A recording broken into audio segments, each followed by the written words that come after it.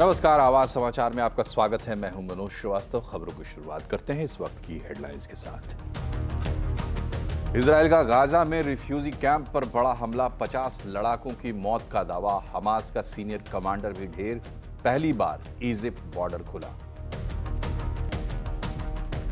मराठा समुदाय को आरक्षण देने के लिए सभी दल सहमत। ऑल पार्टी मीटिंग में एक मत से फैसला। जल्द होगी कानूनी प्रक्रिया शुरू। एक्टिविस्ट मनोज पाटिल से अनशन खत्म करने की अपील। दिल्ली और मुंबई में धमघोटू हवा से सांसों का आपातकाल। बॉम्बे हाईकोर्ट ने लिया खुद संज्ञान। बीएमसी महाराष्ट्र प्रदूषण बोर्ड से मांगा जवाब। इधर दिल्ली में एक्यूआई 372 पर पहुंचा। डीजल गाड़ियों की एंट्री बैन।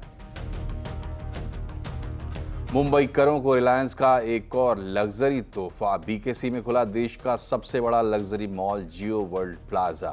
लॉन्च पर अंबानी परिवार हुआ शामिल। बॉलीवुड सितारों ने भी की शिरकत। निफ्टी बैंक वीकली एक्सपायरी पर बाजार में दबाव। सेंसेक्स और निफ्टी गिरावट के साथ बंद। मिड कैप में दबाव, स्मॉल कैप फ्लैट बंद। नवरात्रि दशहरे में जमकर बिकी देश में गाड़ियां। Maruti, Tata Motors, MNM, Bajaj Auto, Hero Moto सभी के आंकड़े अनुमान से काफी अच्छे। बस ट्रैक्टर बिक्री के मोर्चे पर निराशा। महिंद्रा स्कॉट्स कुबोटा की ट्रैक्टर बिक्री अक्टूबर में घटी। सबसे पहले खबरें इजराइल और हमास की जंग से।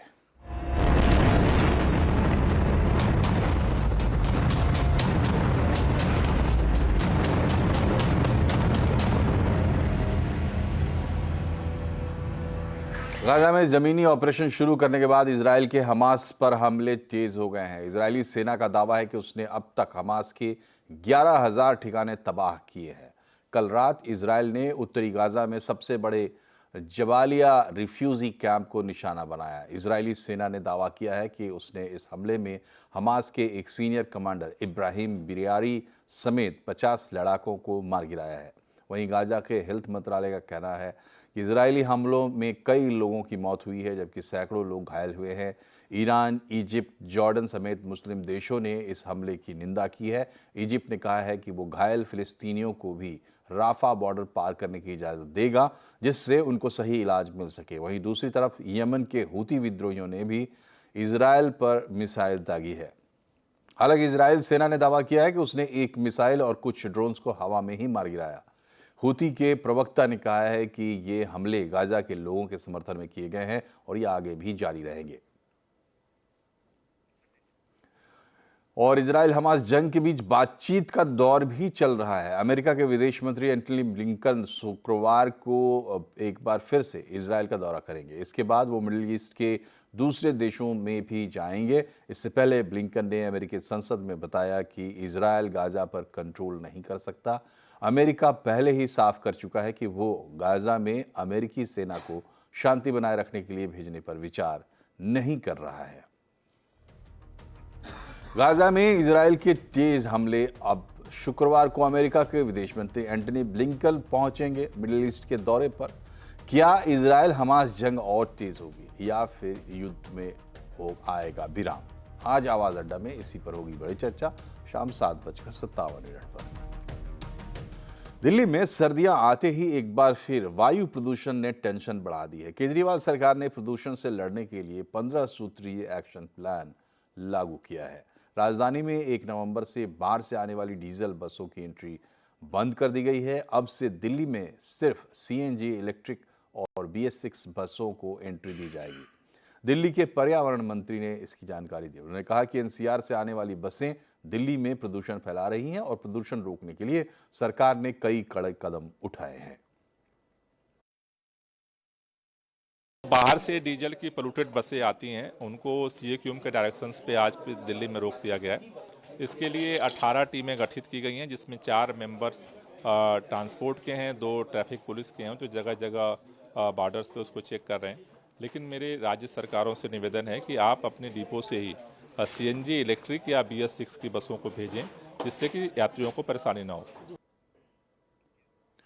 वहीं मुंबई में हवा की गुणवत्ता दिन पर दिन बदतर होती जा रही है। बॉम्बे हाई कोर्ट ने भी मुंबई की खराब हवा को लेकर चिंता जताई है। कोर्ट ने कहा है महानगर की हवा लगातार दूषित हो रही है। मुंबई में ऐसा कोई इलाका नहीं है जहां की हवा बेहतर हो। ये गंभीर विषय है, इसलिए हम स्वतः इस मामले का संज्ञान लेते हैं।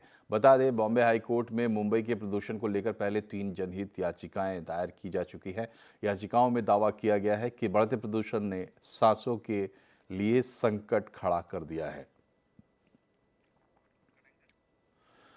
मराठा समुदाय को आरक्षण देने के लिए आज ऑल पार्टी मीटिंग में सहमति बन गई है। सभी दल इस बात पर एकमत हैं कि इसके लिए जल्द से जल्द कानूनी प्रक्रिया शुरू की जाए।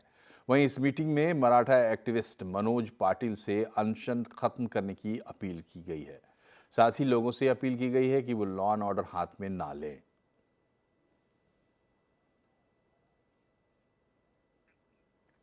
दिल्ली के मुख्यमंत्री अरविंद केजरीवाल ने दिवाली से पहले बड़ा ऐलान किया है। उन्होंने एमसीडी के 5000 कच्चे सफाई कर्मचारियों को पक्का करने का ऐलान किया है। उन्होंने सफाई कर्मियों के पक्का होने पर उन्हें बधाई भी दी है। कल नगर निगम की सदन की मीटिंग हुई थी और उसमें प्रस्ताव पारित करके ये मंजूरी दे दी गई है कि नगर निगम के लगभग 5000 सफाई कर्मचारियों को पक्का किया जाएगा। वो सफाई कर्मचारी जो कच्चे थे उनको पक्का किया जाएगा। जनवरी में हमारी सरकार बनी थी नगर निगम में, तब से लेके आज तक लगभग 6494 सफाई कर्मचारियों को हम लोग पक्का कर चुके हैं। और अब बात करेंगे बाजार की। आज ब्याज दरों पर फेडरल रिजर्व के फैसले से पहले बाजार में दबाव रहा। इसी के साथ बाजार गिरावट पर बंद हुआ। सेंसेक्स 284 अंक गिरकर 63,591 पर बंद हुआ। निफ्टी 90 अंक गिरकर 18,989 पर बंद हुआ। आज सबसे ज्यादा खरीदारी रियल्टी, पीएसयू बैंक और फार्मा शेयरों में रही। ऑटो, एनर्जी, एफएमसीजी इंडेक्स गिरावट पर बंद हुए हैं। ब्लू जेट हेल्थ केयर की शेयर बाजार में लिस्टिंग ठीक ठाक हुई है। एनएसई पर शेयर 9.83% के प्रीमियम के साथ 380 रुपये प्रति शेयर पर लिस्ट हुआ। वहीं बीएसई पर इसकी लिस्टिंग 4.2002% प्रीमियम के साथ 359 रुपये पर हुई। Blue jet health care company का 840 करोड़ का आईपीओ 25 से 27 अक्टूबर के बीच खुला था। अंतिम दिन तक आईपीओ ऑल ओवर करीब 8 गुना सब्सक्राइब हुआ और इसके तहत 346 रुपए के भाव पर शेयर जारी हुए थे। और नवरात्रि में ऑटो कंपनियों की बिक्री शानदार रही है। डिटेल बता रहे हैं यतिन मोता। तो सबसे पहले कुछ मिनटों पहले ही मारुति के नंबर्स आए हैं, उस पर नजर कर लेते हैं। 1,90,1,92,000 के अनुमान के मुकाबले 1,99,000 गाड़ियों की बिक्री मारुति ने अनाउंस की है। तो अगर हम मारुति की बात करें तो अनुमान से बेहतर आपको दिखाई पड़ रहे हैं इसके जो मंथली नंबर्स हैं। और टिपिकली हमने देखा है कि जो फेस्टिव सीजन होती है उसके पहले पहले ऑटो कंपनीज अपनी डिस्पैचेस बढ़ाती हैं, एक्सपोर्ट्स इंप्रूव होते हैं। तो कहीं ना कहीं उसको देखते हुए यहाँ आपको मारुति में एक जाहिर ज़बरदस्त जंप दिख रहा है। मारुति की बात करें तो इनकी जो डोमेस्टिक बिक्री है वो भी लगभग 20-21% से बढ़ती हुई आपको नज़र पड़ी है। जहाँ तक कि दूसरे ऑटो प्लेयर्स का सवाल है जिन्होंने अभी तक नंबर्स अनाउंस किए, उनमें सबसे पहले महिंद्रा एंड महिंद्रा की बात करते हैं, क्योंकि यहाँ आपने देखा है काफ़ी अच्छा जंप, लगभग 32% की बिक्री बढ़ी हुई है ऑटोमोटिव सेल्स की। हालांकि ट्रैक्टर सेल्स जो है 3% गिरी हुई दिखाई पड़ रही है आपको और बिक्री लगभग 50,000 यूनिट्स के आसपास आई है। ऑब्वियसली हम ज़्यादा डिप एक्सपेक्ट कर रहे थे, तो इम्प्रूव्ड पैरामीटर्स पे अगर आप देखें तो ट्रैक्टर की डिमांड भी ठीक ही ठाक रही है अक्टूबर के महीने में। बजाज ऑटो ने अपने सेल्स के आंकड़े अनाउंस किए, कुल मिला के टोटल सेल्स लगभग 19% बढ़ी है, डोमेस्टिक सेल्स 36% बढ़ी है और एक्सपोर्ट 7% गिरे हैं। ऑब्वियसली हमको पता है कि एक्सपोर्ट मार्केट स्ट्रगल कर रहे हैं, लेकिन अच्छी ग्रोथ बजाज ऑटो ने भी डोमेस्टिक फ्रंट पे दी है। जहां तक कि टाटा मोटर्स का सवाल है, इनकी बिक्री 6% बढ़ के लगभग 83,000 यूनिट्स के आसपास आती हुई नजर पड़ी है। तो यहां भी हमने देखा है परफॉर्मेंस बेहतर रहा है। तो अभी मारुति, एमएनएम, टाटा मोटर्स जैसी कंपनियों ने जिन्होंने अनाउंस किए हैं अपने नंबर्स, यहां आपको बेहतरीन बीट दिखाई पड़ रहा है अनुमान के मुकाबले।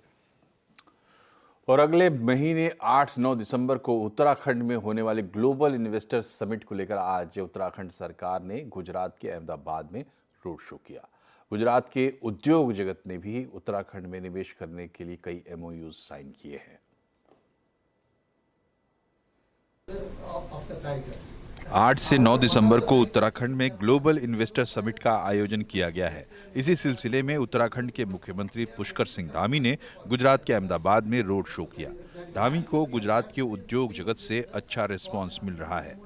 इनका 3 दिन से जिस तरह से हमारे साथ कम्युनिकेशन हो रहा है, उससे लगता है कि they are very positive to bring industries in Uttarakhand and we also think now it is a time to put industries other states also. हम अभी उत्तराखंड में 4 जगह पे भी शॉर्ट लिस्टेड, एक तो हरिद्वार में, दूसरा पार्वती कुंड, तेहरी लेक और मसूरी में। अभी हमारा 2 स्टेज में जो इन्वेस्टमेंट है विल बी अबाउट 250 करोड़ जितना हम कर रहे हैं। उत्तराखंड सरकार ने ग्लोबल इन्वेस्टर समिट से पहले कई नीतियों में बदलाव किए हैं। खासकर tourism, hospitality, pharma, film city, logistic, private industrial estate जैसे कई क्षेत्र हैं जिनमें निवेश की राह आसान बनाई गई है। उत्तराखंड सरकार ने अहमदाबाद समेत 6 रोड शो किए हैं और 70,000 करोड़ से ज्यादा के MOUs भी साइन किए हैं। बहुत सारी पॉलिसीज में हमने उदार रवैया अपनाते हुए उनको लिबरल किया, उनको इंडस्ट्री के लिए अनुकूल बनाया और उसका परिणाम ये है कि जगह जगह से लोगों के हमको काफ़ी प्रस्ताव प्राप्त हो रहे हैं और लगभग यहाँ आज 20,000 करोड़ के निवेशकों के जो प्रस्तावों पर करार भी हुआ है। सब मिलाकर अभी तक 90,000 करोड़ के प्रस्ताव पर करार हो चुका है और 8 और 9 दिसंबर को देहरादून में जो समिट होनी है, उस समिट तक हमको लगता है कि एक बड़ी मात्रा में हमको प्रस्ताव प्राप्त हो जाएंगे और जो धरातल पर उतरें उसके लिए हम काम कर रहे हैं। राज्य सरकार का प्रयास है कि देवभूमि में अब उद्योग भी बढ़े। हालांकि पहले से भी यहाँ कई इंडस्ट्रीज हैं, लेकिन अब इसका दायरा बढ़ाने की सरकार की कोशिश है। केतन जोशी, अहमदाबाद। इधर देश में बढ़ती गाड़ियों और रोज फैलते इंफ्रास्ट्रक्चर के बीच सड़क पर होने वाले हादसे और उनमें जान गंवाने वालों की संख्या तेजी से बढ़ी है। तो इस बार जो रिपोर्ट आई है उसकी डिटेल बता रहे हैं हमारे सहयोगी विपिन भट्ट। आने वाले नंबर्स हैं और ये सड़क पर काल हम इसे कह सकते हैं। जितना अच्छा हमारा सड़क का इंफ्रास्ट्रक्चर होता जा रहा है, जिस तरह के आधुनिक वाहन हमारे पास आते जा रहे हैं, लेकिन उतना ही बड़ा ये जान लेने का कारण भी बनता जा रहा है। आप जरा आंकड़ों में नजर डालिए जो कि सरकार की तरफ से रिलीज किए गए हैं। 2022 की कहानी ये बताते हैं पिछले साल सड़क हादसों में कितनी जानें गई हैं। तो देखिए 1,68,000 लोगों ने अपनी जान गंवाई है 2022 के अंदर और 4.5 लाख करीब घायल हुए हैं। इनमें से भी 2 लाख ऐसे हैं जो गंभीर रूप से घायल हुए हैं या उन्हें कोई परमानेंट डिसेबिलिटी हो गई है। और आपको शायद ये जानकर आश्चर्य होगा कि ये दुनिया में सबसे बड़ा नंबर है। इतने ज्यादा लोगों की एक साल के अंदर सड़क हादसों में 2022 में किसी और देश में जाने नहीं गई हैं। थोड़ा और इसको बाइफरकेट करते हैं कि क्यों ये जाने जा रही हैं। सबसे बड़ा कारण जो है जान लेने का वो बना है तेज रफ्तार। तेज रफ्तार की वजह से 1,19,904 यानी करीब 71% से ज्यादा, जो हमने 1,68,000 का नंबर देखा उसमें 71% जाने सिर्फ तेज रफ्तार की वजह से गई हैं। रॉन्ग साइड ड्राइविंग भी एक बड़ा कारण बना है। हाईवेज के ऊपर जहां पर जान ली है तो करीब 9,000 से ज्यादा जाने इसके चलते गई हैं। पीकर चलाने वालों की बहुत सारे यहाँ पर हम अवेयरनेस कैंपेन चलाते हैं कि ड्रिंक ड्राइविंग ना करें, लेकिन वो हादसे कम नहीं हो रहे। मोबाइल फोन ये बड़ी वजह बना है, चाहे सड़कों की बात हो शहर की, चाहे हाईवेज की, लोगों का मोबाइल से मन नहीं हटता है। हाथ में या तो बात कर रहे हैं या देख रहे हैं, कुछ भी कर रहे हैं और धीरे धीरे ये आंकड़ा भी बढ़ता जा रहा है। बाकी के मुकाबले कम है, लेकिन ये आंकड़ा हर साल के मुकाबले बढ़ रहा है, अन्य कारण के कारण भी जो गई है। लेकिन जो खास बात निकल कर आई है कि 2 व्हीलर सबसे ज्यादा खतरनाक साबित हुए हैं। हादसों में 74,000 या समझ लीजिए 75,000 मौतें जो हैं, यानी करीब 44% टोटल जो डेथ हुई हैं उसका 2 व्हीलर कारण बन रहे हैं। 44% 1,68,000 में से जो जाने गई हैं वो 2 व्हीलर्स के चलते हुए गई हैं। 2 व्हीलर्स वाले खुद का तो जो उनका हुआ 9,313 पेडेस्ट्रियन, यानी जो लोग पैदल सड़क पर चलते हैं उनको टक्कर मारी गई है। और ये आंकड़ा वो बड़ा है क्योंकि वो तो पैदल चल रहे हैं, शायद उनकी कोई गलती नहीं, लेकिन 2 व्हीलर्स ने उन्हें स्ट्रक किया है और करीब 9,000 से ज्यादा लोगों की जान इसमें गई है। तो इन सड़क हादसों में 2 व्हीलर्स जो हैं वो एक बहुत बड़ा, चाहे वो उस पर सवारी करने वाले की जान हो या वो किसी और को टक्कर मारे उसकी जान हो, सबसे बड़ा कारण बनकर आया है सड़क हादसों का। और बढ़ते साइबर क्राइम और ऑनलाइन फ्रॉड जैसी समस्याओं से निपटने के लिए यूपी सरकार साइबर सिक्योरिटी प्रोग्राम लेकर आई है। इसके तहत लखनऊ में टीचर्स को ट्रेनिंग दी जा रही है ताकि वो स्कूली बच्चों को नेटिकेट्स यानी इंटरनेट पर सर्फिंग के सलीके सिखा सकें और साइबर क्राइम का शिकार होने से बचा सकें। लखनऊ में शिक्षकों को वर्कशॉप में साइबर क्राइम से बचाव की ट्रेनिंग दी जा रही है ताकि वो स्कूल के बच्चों को सही समय पर सचेत कर पाएं।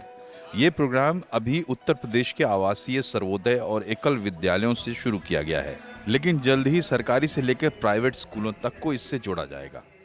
समाज कल्याण मंत्रालय केवल 105 विद्यालय संचालित करता है, लेकिन मुझे विश्वास है कि जो अनुभव हम लोग को मिलेगा उस अनुभव के आधार पे और सरकारी विद्यालय जहां पे कंप्यूटर लग चुके हैं या प्राइवेट विद्यालय, उनको भी इससे काम करने का, इस अनुभव से उनको लाभ मिलेगा और वो आगे बढ़ पाएंगे। इंटरनेट सर्फिंग के दौरान बच्चे bullying, harassment, child sexual abuse के शिकार हो रहे हैं। इन्हीं पर फोकस कर यूपी का समाज कल्याण मंत्रालय 105 आवासीय और सर्वोदय एकल विद्यालयों के टीचर्स को एनजीओ की मदद से ट्रेनिंग दे रहा है। ये ऑर्गेनाइजेशन श्री कैलाश सत्यार्थी सर ने स्टार्ट की है, जो कि नोबेल पीस लॉरिएट है।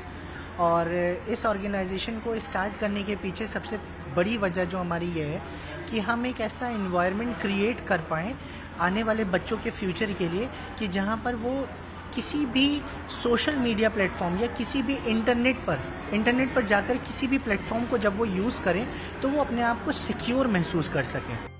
यूपी सरकार के इस कदम से साइबर क्राइम की रफ्तार पर ब्रेक लगेगा, साथ ही बच्चे भी सेफ रहेंगे और इंटरनेट का सुरक्षित इस्तेमाल कर सकेंगे।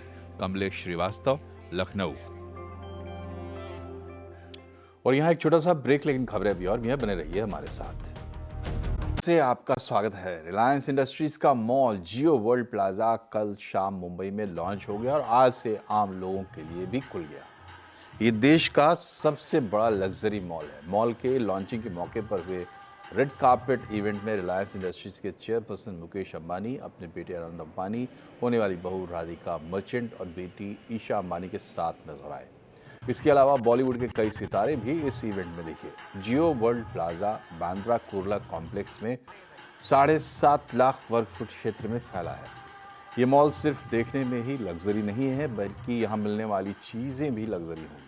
आइए आपको दिखाते हैं कि लॉन्चिंग के मौके पर RIL चेयरमैन मुकेश अंबानी और रिलायंस फाउंडेशन की चेयरपर्सन नीता अंबानी ने क्या कुछ कहा।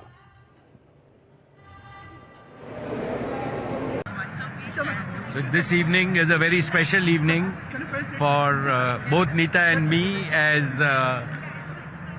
as parents, and it is our time today to applaud the work that Isha has done as a leader in Reliance Retail. I think that she and her luxury retail team have redefined what luxury means in the city of Mumbai, and we are very proud with the Jio World Plaza. What the Reliance retail team under Isha's leadership has done makes me very proud. I'm sure it will make citizens of Mumbai and Indians very proud, and we wish her and the entire Reliance retail team all the very best. I think we are also celebrating all our Indian designers and artisans, their karigari and their work. So today is actually an ode to all the Indian designers and our arts and artisans also. और जियो World plaza का जायजा लिया हमारी संवाददाता रचना ने। मैं आ चुकी हूँ एक ऐसे मॉल में जिसने आज ही अपने दरवाजे आम लोगों के लिए खोले हैं। मैं बात कर रही हूँ जियो वर्ल्ड प्लाजा की। रिलायंस इंडस्ट्रीज द्वारा बनाया गया ये मॉल 4 स्तरों का है और 7,50,000 स्क्वायर फीट तक फैला हुआ है। ये स्थित है मुंबई के बांद्रा कुर्ला कॉम्प्लेक्स में और यहाँ देखे जाएंगे 66 ऐसे ब्रांड्स जो आज से पहले मुंबई में, यहाँ तक कि भारत में भी नहीं देखे गए हैं। कई सारे ब्रांड्स जैसे कि वर्साचे, वैलेंटिनो, टोरी बर्च का ये मुंबई में पहली दफ़े होगा। जहाँ तक कि ऐसे ब्रांड्स जैसे कि बैलेंसियागा, जॉर्जो अरमानी, इनका इंडिया में ही पहली बार है इस मॉल के ज़रिए। अल्ट्रा शॉपिंग एक्सपीरियंस के अलावा भी बहुत कुछ पाया जा सकता है इस मॉल में। यहाँ पे खाने और एंटरटेनमेंट के अनुभवों की भी काफ़ी व्यवस्था की गई है। यहाँ है एक मल्टीप्लेक्स और एक गॉर्मे फूड कोर्ट। उसके अलावा जो चीज़ इसको एकदम ही अलग बनाता है बाकी मॉल से, वो है इसकी VIP सर्विसेज। यहाँ एक VIP कॉन्सियार्ज, उसके अलावा पर्सनल शॉपर, उसके अलावा यहाँ पे टैक्सी ऑन कॉल और बटलर की भी व्यवस्था की गई है। ये एक ऐसे टाइम पर इंडिया में आया है जहाँ पर हाई नेटवर्थ इंडिविजुअल्स में काफ़ी राइज देखा गया है और ये सीधे टक्कर देता है दिल्ली के स्थित DLF एम्पोरियो को। CNBC आवाज़ के लिए मैं हूँ रचना धनराजानी। कभी अहमदाबाद की पहचान रह चुका होटल पतंग फिर से शुरू हो गया है। रिवॉल्विंग रेस्टोरेंट वाले इस होटल में इस बार एक और आकर्षण है। दुबई के बुर्ज खलीफा की तर्ज पर अब होटल के फसाड और पिलर पर लेजर लाइटिंग और वीडियो की मैपिंग भी होगी।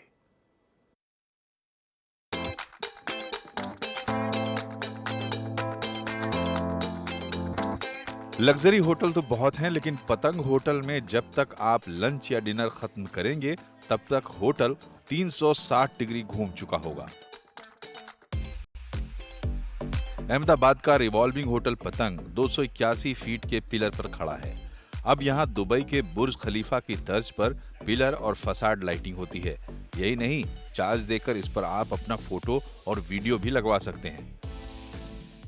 जैसे आपने दुबई में देखा है बुर्ज खलीफा पे प्रोजेक्टर मैपिंग होता है, हम गुजरात की पहली रेस्टोरेंट है जहाँ पे हमारे फसाड पे प्रोजेक्टर मैपिंग चालू किया है। अगर आपकी बर्थडे, आपकी एनिवर्सरी है तो हम आपका मैसेज पूरे अहमदाबाद को डिलीवर कर पाएंगे। ये पूरा सर्कल घूमने में 90 मिनट लगते हैं और वो 90 मिनट में आपको पूरा 14 कोर्स का मेन्यू खिलाया जाएगा और आपको पूरा अहमदाबाद का नज़ारा दिखाया जाएगा। अहमदाबाद देश का अकेला हेरिटेज सिटी है। इस होटल से आप पुराना और नया अहमदाबाद दोनों देख सकते हैं। होटल के नीचे अहमदाबाद की कहानी बताता म्यूजियम भी है।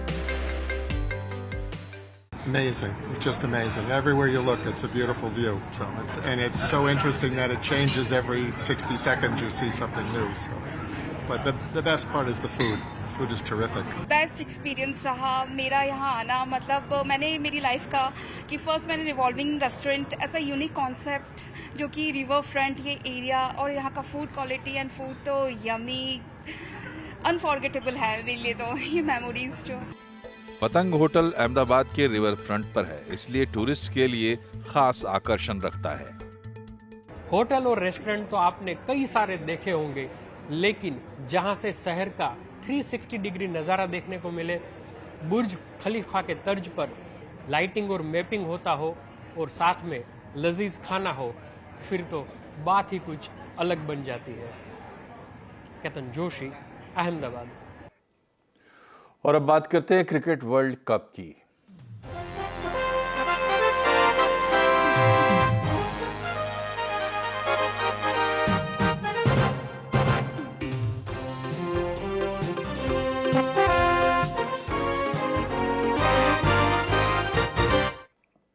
ICC वर्ल्ड कप में आज न्यूजीलैंड और साउथ अफ्रीका के बीच पुणे के MCA स्टेडियम में सबसे बड़ा मुकाबला खेला जा रहा है। पहले बैटिंग करते हुए साउथ अफ्रीका की टीम ने 357 रन बनाए हैं। अब न्यूजीलैंड के सामने 358 का टारगेट है। दोनों टीमें ज़बरदस्त फॉर्म में हैं। साउथ अफ्रीका के बल्लेबाजों ने भयंकर तूफान मचा रखा है, तो दूसरी तरफ कीवी टीम भी कम फॉर्म में नहीं है। साउथ अफ्रीका अगर आज जीतती है तो पॉइंट्स टेबल में टॉप पर पहुंच जाएगी, जबकि न्यूजीलैंड एक जीत के साथ सेमीफाइनल में एंट्री पाने के और भी करीब पहुंच जाएगी। वहीं इस मैच के रिजल्ट का असर दूसरी टीमों के सेमीफाइनल में पहुंचने या बाहर जाने पर भी पड़ेगा।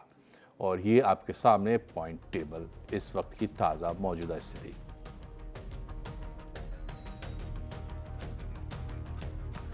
मुंबई के वानखेड़े स्टेडियम में आज सचिन की गूंज फिर से सुनाई दी। मुंबई क्रिकेट एसोसिएशन ने आज वानखेड़े स्टेडियम में God of cricket Sachin Tendulkar की स्टैच्यू लगाई। ये प्रतिमा सचिन के जीवन के 50 वर्षों को समर्पित है। इस साल अप्रैल में सचिन ने 50वां बर्थडे मनाया था। 2 दशकों के सफल करियर के बाद सचिन ने नवंबर 2013 में वानखेड़े स्टेडियम में ही अपना 200वां और अंतिम टेस्ट खेला था। इस मौके पर महाराष्ट्र के CM Eknath Shinde, deputy CM Devendra Fadnavis भी मौजूद रहे। सचिन का स्टैच्यू स्टेडियम में सचिन तेंदुलकर स्टैंड के पास स्थापित किया गया है।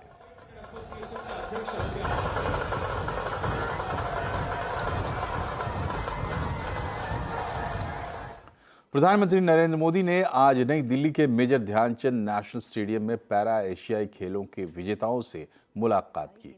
इस मौके पर खेल मंत्री अनुराग ठाकुर और केंद्रीय मंत्री निश्चित प्रामाणिक भी मौजूद थे। पीएम मोदी ने कहा कि एशियाई पैरा खेलों में देश 10वें से 5वें स्थान पर पहुंच गया। भारतीय एथलीट्स के शानदार प्रदर्शन पर पूरा देश उत्साहित है। देश पिछले 9 साल में इकोनॉमी में दुनिया में 10 पर से 5 पर पहुंचा और आज आपने भी देश को 10 में से 5 पर पहुंचा दिया। ये सब आपकी मेहनत का परिणाम है और इसलिए आप सब बहुत बहुत बधाई के पात्र हैं। और इसी के साथ इस बुलेटिन में फिलहाल इतना ही, लेकिन खबरों पर अपडेट रहिए और जुड़े रहिए CNBC आवाज से। हमारे सोशल मीडिया हैंडल्स आपके सामने। नमस्कार।